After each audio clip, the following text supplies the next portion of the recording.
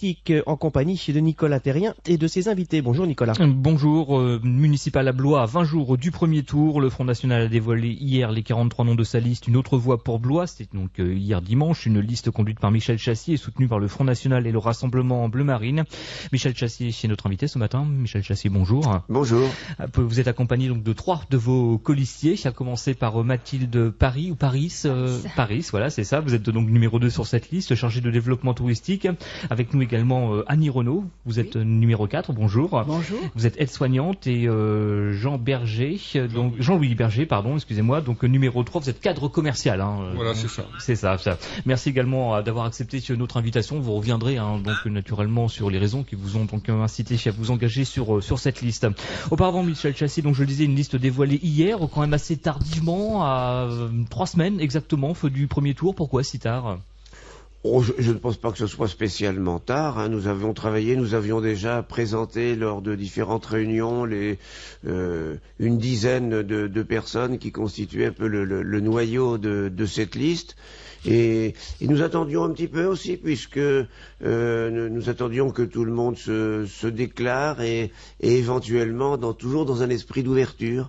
C'est-à-dire que même si nous avions depuis quelque temps le nombre de candidats nécessaires pour déposer une liste, dans un souci d'ouverture, nous avions attendu pour pouvoir éventuellement faire venir sur notre liste des personnes qui l'auraient souhaité. Mais bon, il y a un moment, il faut bien entendu...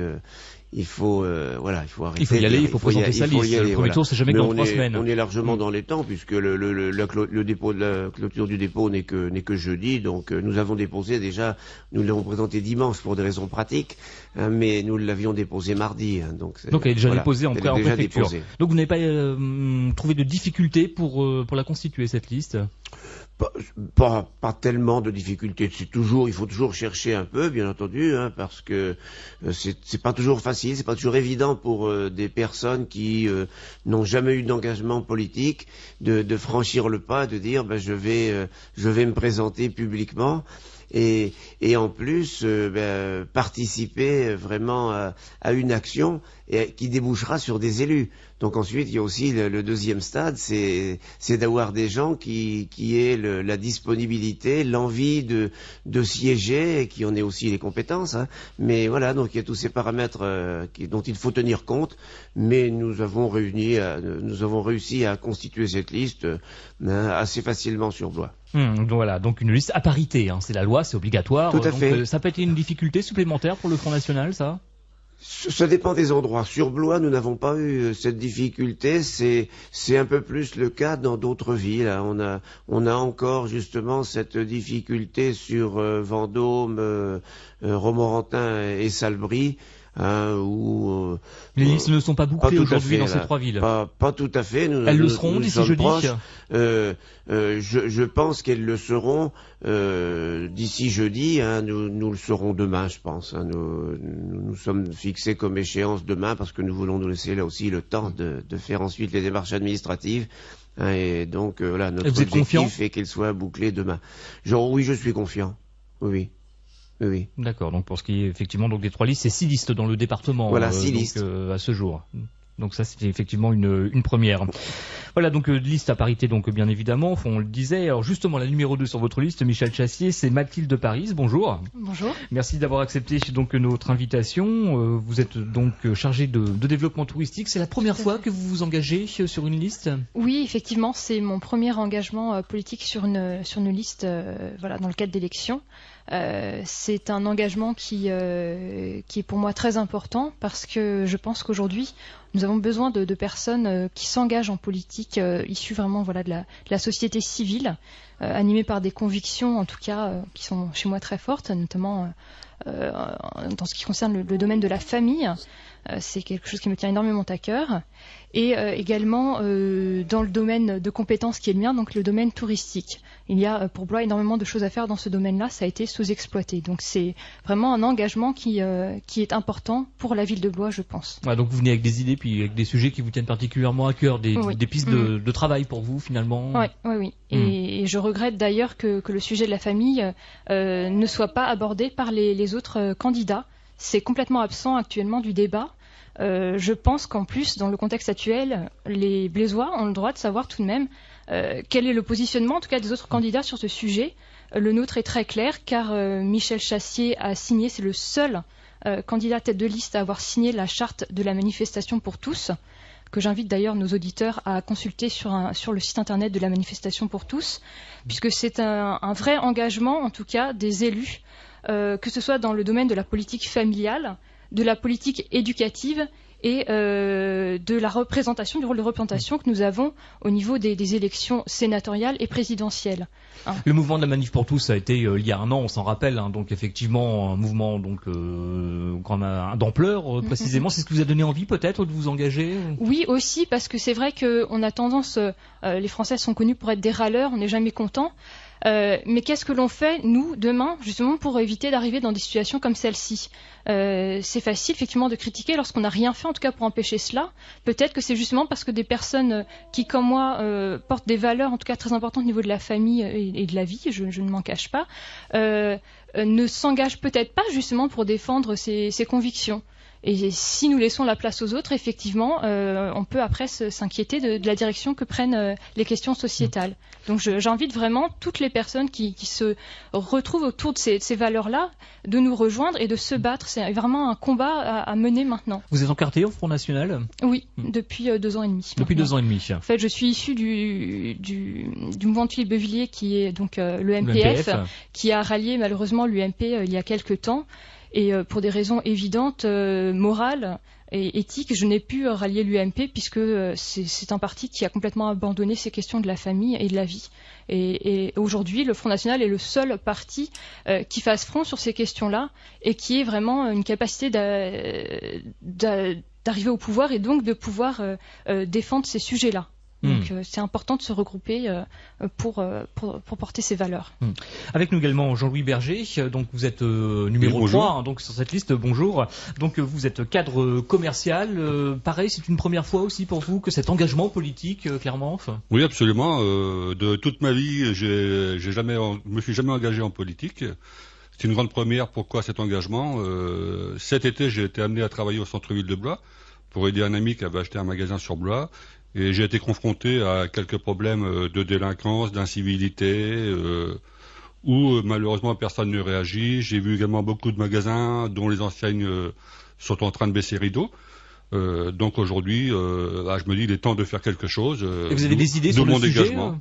Des idées, oui, j'en ai quelques-unes. Au-delà du constat. Mais maintenant, il faut, je pense, se concerter avec tous les commerçants de la ville de Blois, puisqu'il y a beaucoup plus d'idées dans 10 têtes que dans une seule.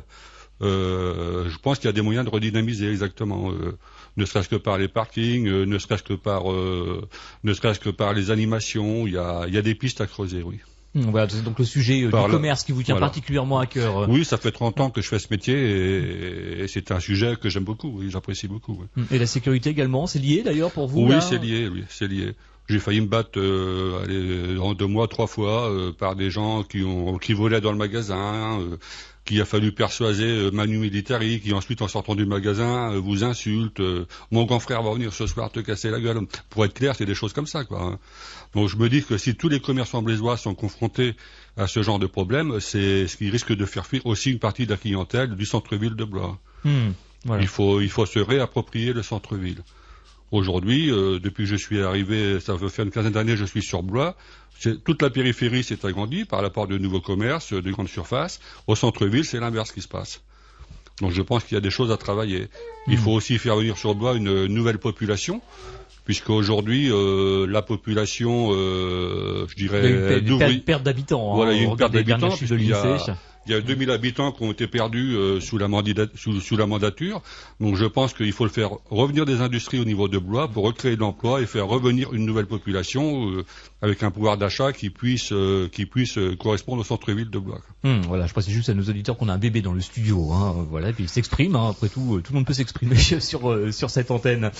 Avec nous également, donc, il y a Annie Renaud. Bonjour. Bonjour. Vous êtes donc le numéro 4 sur cette liste. Vous-même, vous êtes aide-soignante. Alors vous aussi, c'est la première fois que vous vous engagez sur une liste. Même question donc qu'à Jean-Louis Berger, Mathilde Paris. Pour quelles raisons vous avez souhaité bien franchir le pas cette fois? Exactement. Écoutez, j'ai travaillé 40 ans dans le milieu hospitalier ainsi que dans les cliniques, soins à domicile, etc. Donc je connais bien le problème de la santé et actuellement je suis à la retraite et je pense qu'il est temps d'agir, d'investir mon temps libre afin d'aider les Bézois et les gens de la ville à porter mes compétences de la santé. Et vous faites un constat particulier sur cette ville de Blois en termes d'offres? Oui, parce que il faut savoir quand même qu'actuellement, si vous voulez un rendez-vous chez un dentiste, chez un ophtalmologiste, chez un généraliste, même un médecin généraliste ou à l'hôpital, il faut attendre quand même 5, 6 mois, voire 8 mois. Donc je pense que quand même, c'est quand même un fléau. Donc c'est la question de l'accès aux soins qui vous pose particulièrement question. Voilà, donc c'est le problème. L'hôpital, malheureusement, ils travaillent très très bien, ils sont très compétents, mais ce qu'il y a, c'est que dans les couloirs, tout ça, on voit des gens qui attendent pendant des 48 heures et des 24 heures, donc sans soins. Donc cela est inadmissible. Ouais, donc aux urgences, en l'occurrence. Aux urgences, et puis les infirmières sont seules, etc. Il manque de personnel, donc il y a beaucoup de choses à faire au niveau de la santé. Bon, je suis comme Mathilde aussi, il n'y a pas que la santé, il y a toute la famille, etc. Enfin, tous les autres sujets, mais c'est quand même important. Vous êtes adhérente au FN aujourd'hui? Oui, je suis adhérente, oui. Voilà. Oui, parce que j'ai besoin d'agir et de m'investir. Comme disait Mathilde, c'est pas le tout de parler, mais enfin, il faut agir. Donc, je pense qu'il est temps que je le fasse. Voilà, donc vous êtes adhérente depuis quelques mois maintenant. Oui, quelques mois, oui, exactement. C'est un préalable, Michel Chassier, bien d'adhérer au Front National avant de figurer sur une liste, en l'occurrence, puisqu'il s'agit ici donc de 3 nouveaux militants finalement. Oui, mais en fait, ce n'est pas un préalable. Il se trouve évidemment que les gens les plus engagés ont souvent franchi aussi le pas d'adhérer. Ça a un sens, évidemment, c'est important. Mais ce n'est pas une condition pour figurer sur la liste. Il y a un certain nombre de nos colistiers qui ne sont pas adhérents au Front National, qui quelquefois n'ont pas eu d'engagement politique particulier ou qui viennent de différents horizons. Nous avons un représentant en Vienne, Jean-Pierre Treyen, qui longtemps animait le comité de défense des habitants de la Bouillie et qui, en 2008, faisait partie du comité de soutien de Marc Gricourt. Donc voilà, il n'a pas pris sa carte au Front National, il garde son indépendance, mais il est venu sur notre liste parce qu'il adhère au projet et aux propositions que nous formulons pour Blois, et il estime que notre action est nécessaire et indispensable. C'est moins difficile aujourd'hui de se revendiquer du Front National. On pensait que ça pouvait être un frein pour certains candidats, pour certaines personnalités, pour s'engager sur votre liste, même s'ils se retrouvent dans vos idées. On l'assume aujourd'hui plus facilement à vos yeux? Peut-être plus facilement. Enfin, il faudrait plutôt le demander aux nouveaux adhérents, parce que je dirais que pour moi, ça n'a jamais été une difficulté. Il y a quelquefois une appréhension, mais j'ai vécu toute ma carrière professionnelle, j'étais dans le milieu associatif, etc., sur la ville de Blois, et le fait d'être adhérent, d'être un élu même, enfin identifié du Front National, ne m'a absolument jamais posé le moindre problème. Sur cette question, peut-être, Jean-Louis Berger. Moi, j'ai aucun problème quant à assumer mon adhésion, puisque je pense que le Front National est le seul parti qui aujourd'hui est capable de répondre à la problématique familiale et sécuritaire. Donc, j'assume complètement mon adhésion. D'où ma présence sur cette liste en 3e position. Annie Renaud. Moi également. Je suis comme Jean-Louis. J'adhère complètement. D'abord, je suis absolument dans les idées du Front National. Et toutes les convictions et tout ce qu'ils veulent faire, et je suis tout à fait d'accord avec le parti, quoi. Et donc Mathilde Paris. Bien écoutez, moi aussi j'assume bien sûr entièrement mon engagement au sein de ce parti, même si il faut quand même reconnaître qu'il y a encore des a priori qui perdurent. Il faut se battre contre cela. Justement, nous sommes aussi porteurs justement de l'image que nous donnons actuellement du Front National. C'est très important. Et je dirais que finalement, ce qui prend le pas sur peut-être cette crainte effectivement d'avoir quelques soucis, que ce soit dans le domaine professionnel ou nos autres engagements par ailleurs, ça peut être encore mal vu à cause de ces a priori qui perdurent. Mais ce qui est important aujourd'hui, c'est de dire vraiment la raison pour laquelle nous nous engageons. C'est parce que nous avons des convictions qui sont plus importantes finalement que cette inquiétude du qu'en dira-t-on. Pour moi, vraiment, ça prend le pas. Et je me dis, si il y a des personnes qui pensent du mal de moi, de fait de cet engagement, eh bien, tant pis, c'est le prix à payer de cet engagement. Et je le fais parce que ces convictions l'emportent finalement, c'est plus important. Voilà, Michel Chassey, on a fait connaissance avec 3 de vos colistiers. En l'occurrence, vous-même, vous êtes la tête de liste. Donc, évidemment, les enjeux de ce scrutin, donc à vos yeux, là, à 3 semaines, effectivement, bien du premier tour, déjà. Bien, les enjeux sur la ville de Blois sont particulièrement importants cette année. Nous sommes dans une situation, je crois, que nous n'avons jamais connue récemment d'une élection municipale, puisque cette année, nous avons d'un côté un maire sortant qui a tout de même déçu. Qui a déçu beaucoup de ses partisans, et je vous disais qu'il y a quelqu'un qui était dans son comité de soutien qui est sur notre liste, mais on a également 1 ou 2 autres candidats qui, sans l'avoir soutenu, avaient voté pour lui en 2008.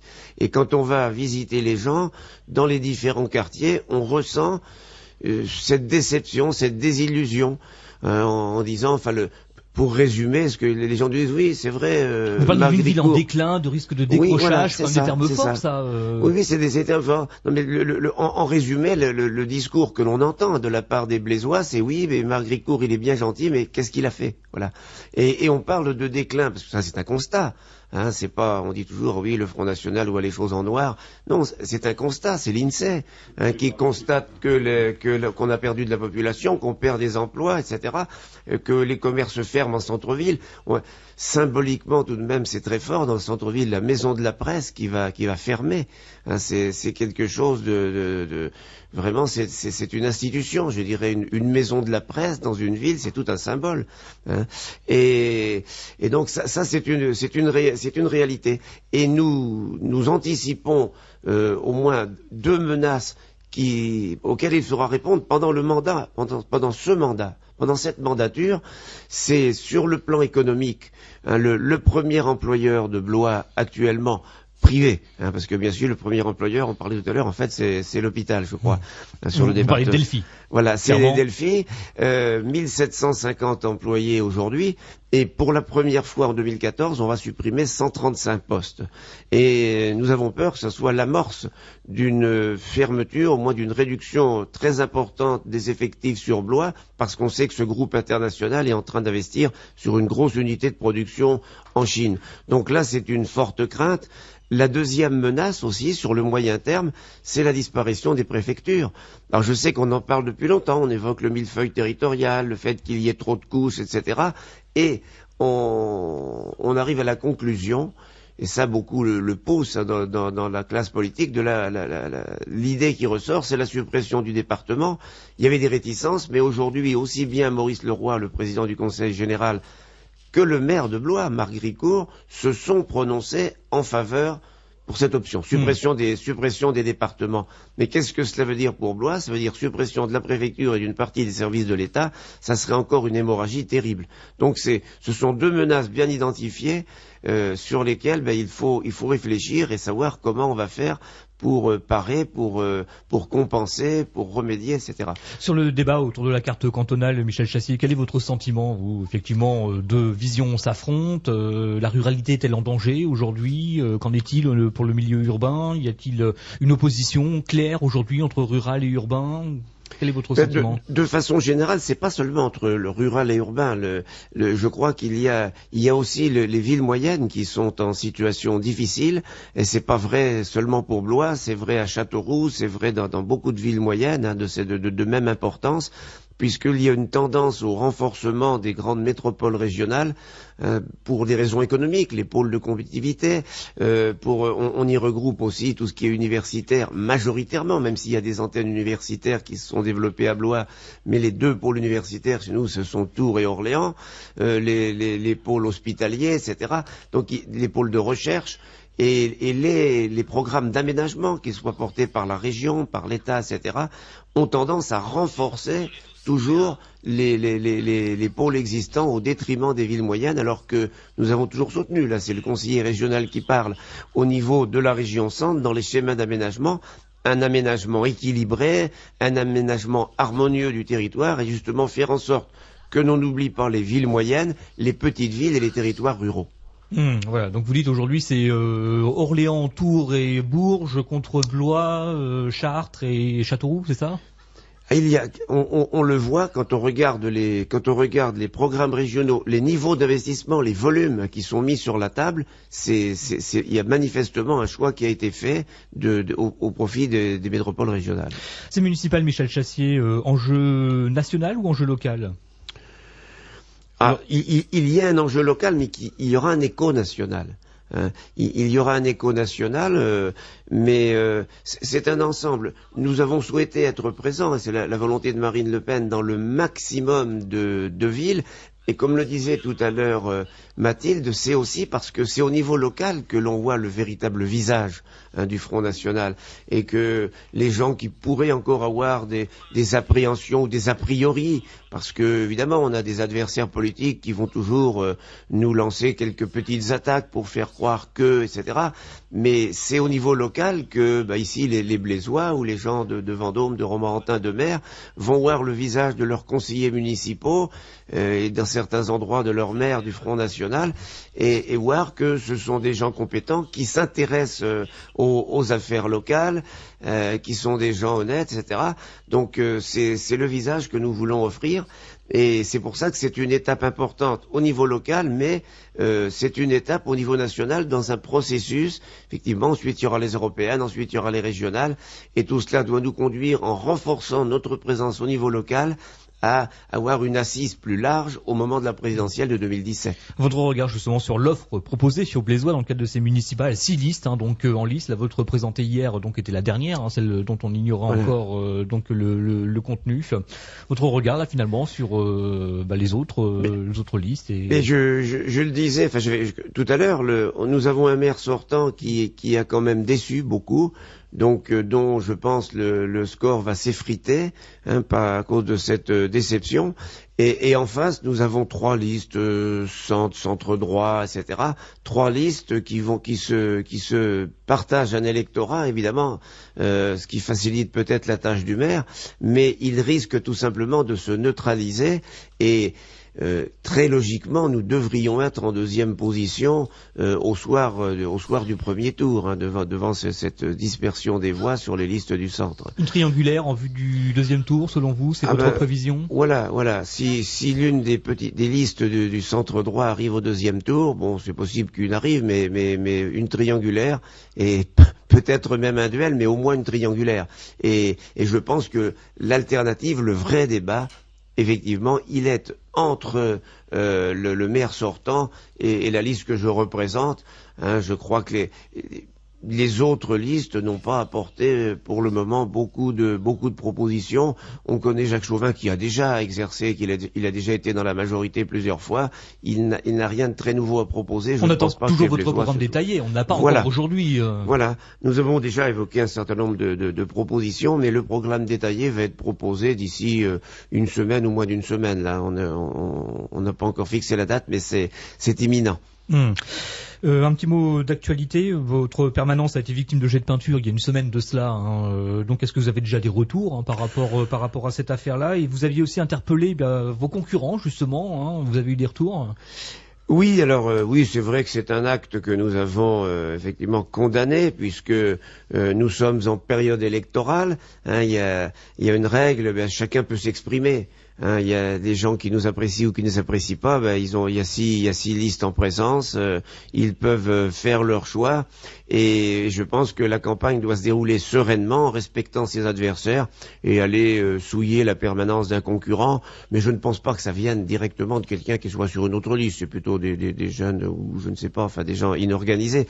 Mais j'avais demandé effectivement à tous les candidats en lice de s'associer à cette condamnation. Alors, j'ai eu 2 réponses, je les en remercie. J'ai eu la réponse de François Duplex et la réponse de Christelle Ferré, qui se sont associés à cette condamnation. Je regrette que les autres soient restés silencieux.